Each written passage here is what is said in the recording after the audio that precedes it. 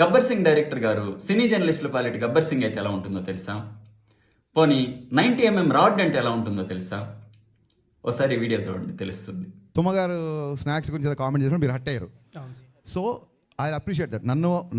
నేను తిన్నప్పుడు కూడా ఎవరైనా అట్లా మాట్లాడితే నేను హట్ అవుతా. మీరు హట్ అవడంలో 200% న్యాయం ఉంది. స్నాక్స్లా తినే బదులు భోజనాలు చేసినప్పుడు మీరు హట్ అయ్యారు. అది ఎమోషన్స్తో ఉంటాం సార్, మీరైనా మేమైనా అందరం ఒకటే కదా. ఆ తర్వాత మీరు ఏం చేశారంటే ఆవిడతో మీరు, ఎందుకంటే నాకు ఓన్లీ మీ వీడియోనే చూశాను, మిగతా జర్నలిస్ట్ ఎవరు రియాక్ట్ అయ్యారు లేకపోతే వాళ్ళందరి తరఫున మీరు రియాక్ట్ అయ్యి ఉంటారు. 100% కరెక్ట్. ఆవిడతో సారీ ఏదో చెప్పించారు.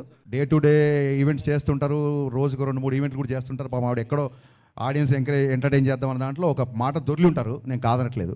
ఒక ఆడపిల్లతో సారీ చెప్పించారు, యాక్సెప్టెడ్. కానీ మీ సురేష్ కొండేటి, నాకు మొహమాటం లేదు, సురేష్ కొండేటి ఒక ఆడపిల్ల అన్నప్పుడు సారీ చెప్పించారు, నో డౌట్. ఒక ఆడపిల్లని అన్నప్పుడు కూడా సారీ చెప్పించాలి కదా సురేష్ కొండేటితో మీరు. అవునండి, నేను చెప్తాను.